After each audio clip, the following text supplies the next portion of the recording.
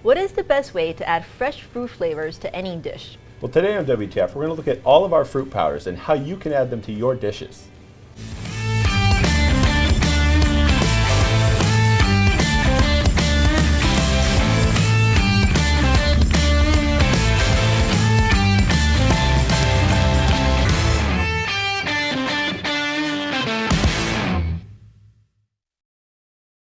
Hello and welcome to WTF, where we transform food here in the Modernist Pantry Test Kitchen. I'm Chef Scott Guerin.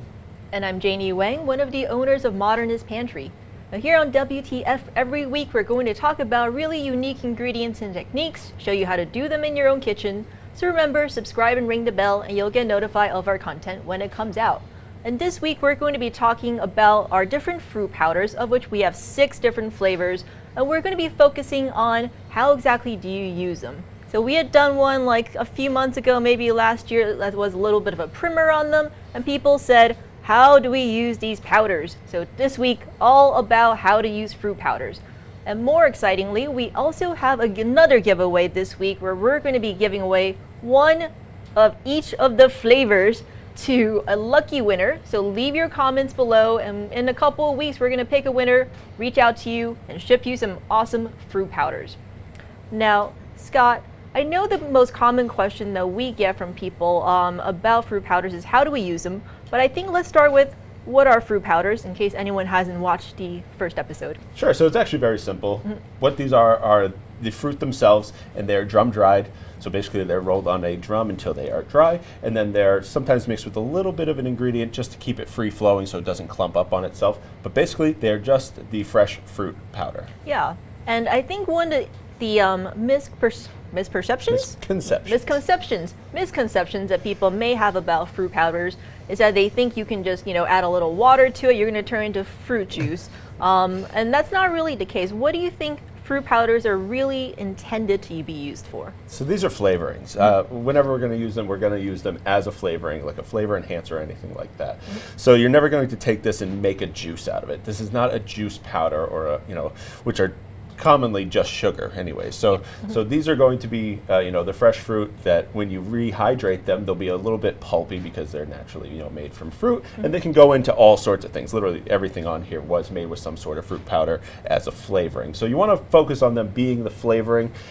Even in things like smoothies and whatnot, you're going to add them to a little bit of like the natural fruit. So I'm going to add in raspberries and raspberry powder to just enhance the flavor. Yeah, and I think that's a really great way of putting it, is that you are enhancing as opposed to, I think some people are like, I just dipped my finger in and it doesn't taste like I'm just sucking on fresh raspberries. Yeah. And that's not what it's meant to do.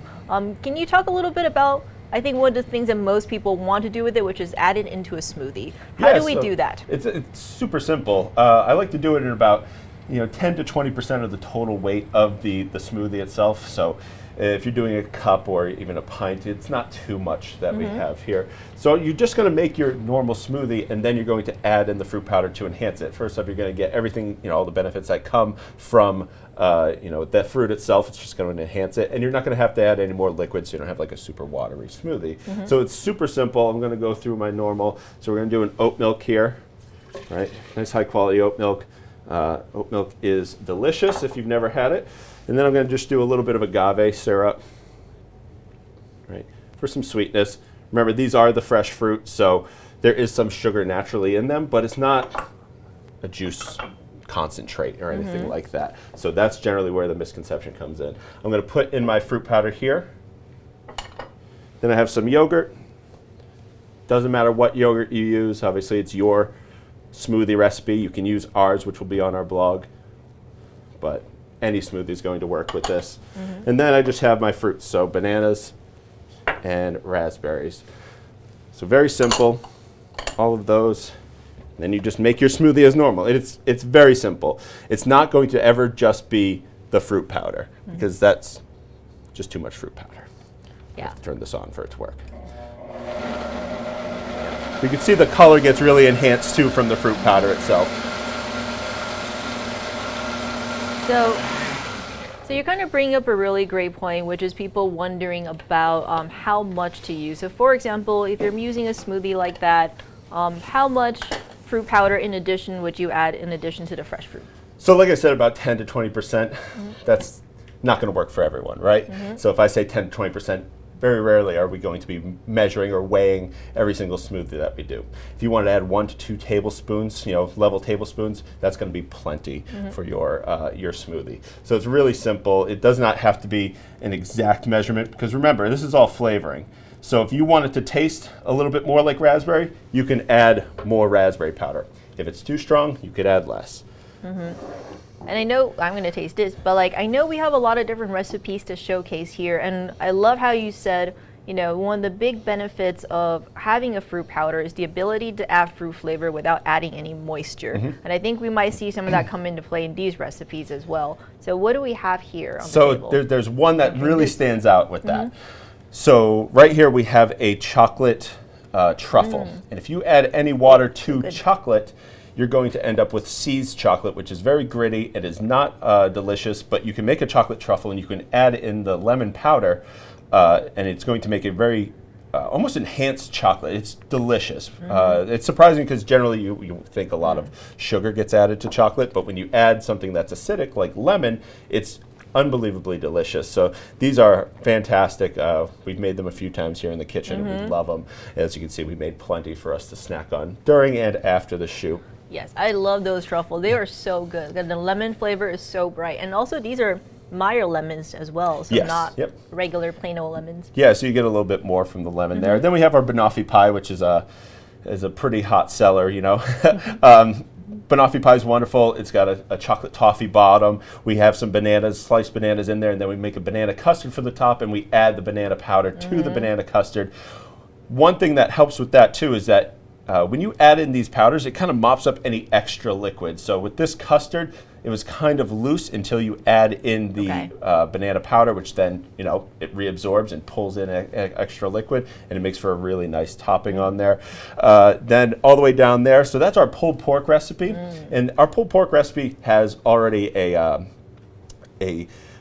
vinegar powder in it, but then I like to take it and I like to put in the pineapple powder because pineapple and pork go so well together, so you can kind of make like a Hawaiian pulled pork if you put in that pineapple powder into that pulled pork.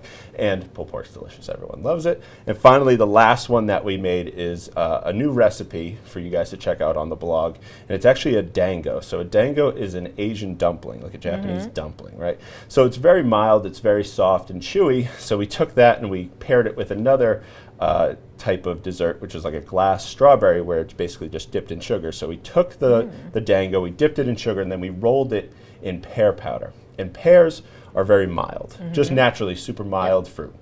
So when you get this powder, sometimes you get a pear essence, but it's not like punch you in the face with pear, right? So with this, I add a little bit of sugar and a little bit of citric acid because sometimes they do need a little bump up. That's totally fine. So when you taste this, you're going to get a big pear flavor from it because it just needed a little bit of sugar and a little bit of acid, similar to how the raspberry powder in the smoothie worked. All right, I'm going to try this one. Try that one right there. Ooh. So they should be crunchy on the outside and then just nice, soft, and chewy on the inside. Oh, it fell off for you. That's right. I'll put his hat back on.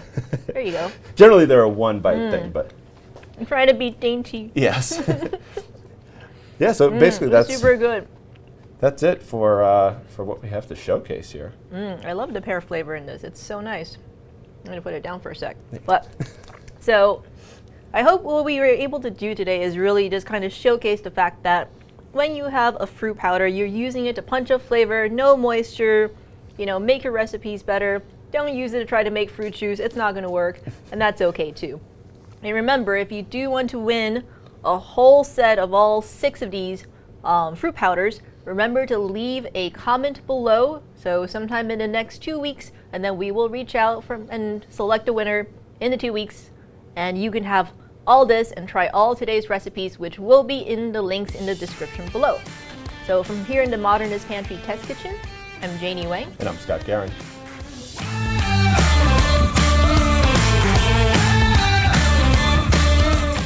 Thank you so much for watching. And if you haven't already, like, comment, and subscribe. And hit that bell so you get notified when we drop a new video. To get today's recipes and all of our recipes, remember to go to blog.modernistpantry.com where you get recipes, Ask a Chefs, tips and tricks, and more. And if you haven't already, tell a friend so they know what's going on here at WTF. And as always, to get any of the ingredients you saw today, you can go to modernistpantry.com to shop. And until next time, we'll be here in the test kitchen helping you create memorable and magical experiences.